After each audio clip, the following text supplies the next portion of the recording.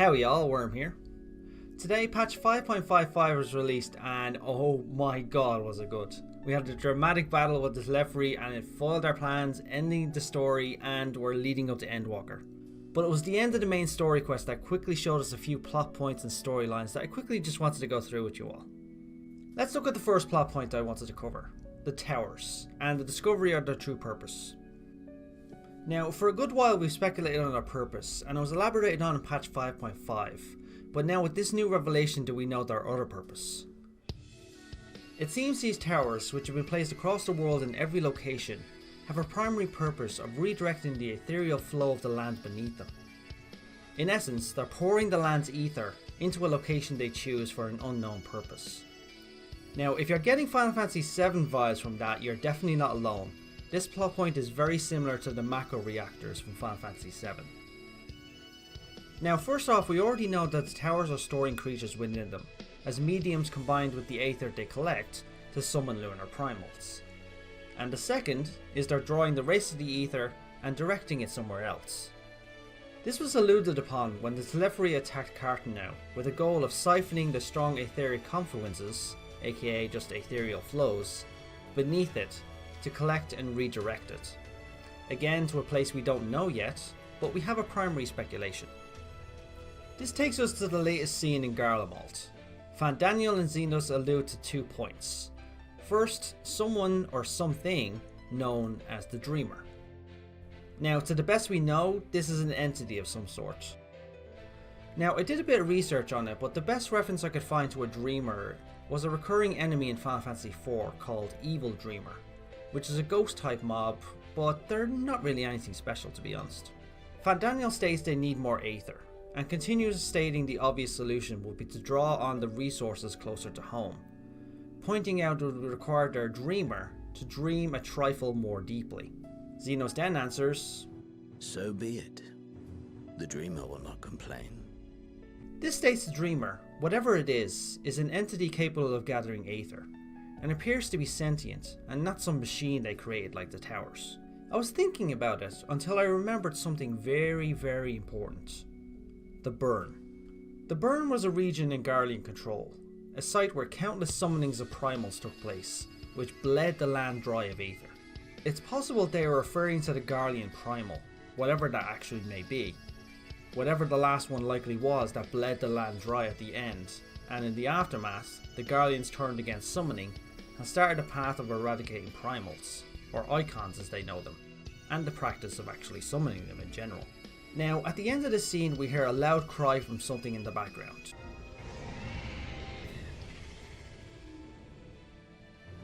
Now, it's clearly something large and pretty loud. It sounds like a dragon to me, but honestly it could be anything. Primals feed on aether from crystals, but as a central plot point of FF14, they feed on the aether of the land. Now, because of this could actually be an elder primal of some sort. As such, it could have the capability of sucking up a lot of aether, more and more the stronger it gets. And if the towers are redirecting etheric currents in that direction, this primal could only be getting stronger and stronger, accelerating the process. Now, we're not finished with the scene yet. Hydaelyn's next statement tells us something else. Then let us begin the preparations at once. With the gateway of the gods complete, all that remains is to gather the necessary ether, and our prize shall be within reach. Now, prize could honestly be anything. My guess, the prize is either to summon or to reach Hydaelyn and destroy her, the final goal of the Ascians up until this point. Now, I have a theory on why this is. Now, it's been a plot point since 2.0 that one of the main Ascian objectives in order to summon Zodiark was to weaken Hydaelyn. Labrea does this in Castra Meridianum, when he uses the ultimate weapon's Heart of Savik in order to use the ultimate magic to try and kill the Warrior of Light, and he knew full well that Hydaelyn would have to step in to defend us. Labrea even stated she weakened herself with this process, which was their plan all along. In fact, every time she exerted herself afterwards, made her weaker and weaker. The towers are also likely a part of this process, draining aether from the land of the world, which would also weaken Hydaelyn further. Now, back to the gateway of the gods. They don't actually state it on screen, but I think that's what that giant structure is in Garlemald. Whether it's a metaphorical or actual gateway is really unclear. But it will likely be a central plot point in their plan for Zodiark, and also dealing with Hydaelyn. This leads us to the final revelation during the final scene of the main story. After the Scions discuss the tower's purpose and begin heading back to the Rising Stones, this happens. Hear me. Hear me.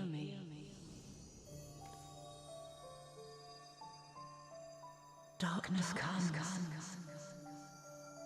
and with it, the end. This is freaking huge. Hydaelyn has never shown herself to us. This is the first time. She's only ever spoken to us from afar up until this point, and also spoken through the Oracle of Light, but never manifested herself in any way, shape or form. Her first words, Hear me. Hear me. echo her first words to us all the way back in 1.0, when you first create your character, and the first cutscene she speaks, she says, hear, feel, think. Then she speaks, Darkness comes, and with it, the end. Likely she's alluding to the fact that the land's weakening. The Ascian's plans are drawing forth finally, and Zodiark's return is nigh, and with him, the end. Now I have to say I love her design. She echoes the look of Cosmos and Materia from the series, but she definitely looks more mature than both of them. Before she disappears, she finishes with, The fate of the star is in your hands.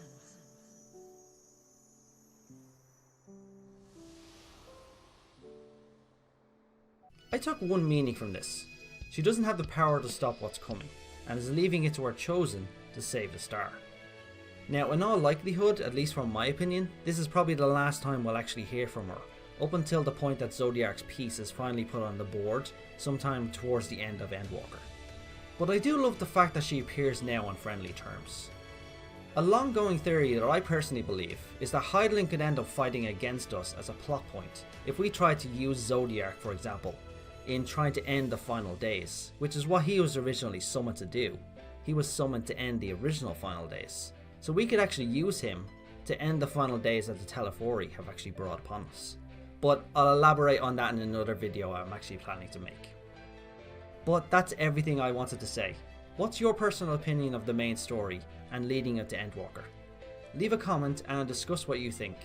As always, if you enjoyed, hit that like button and subscribe if you want to see more. Thanks all, have a good one, and enjoy the Zadnor grind.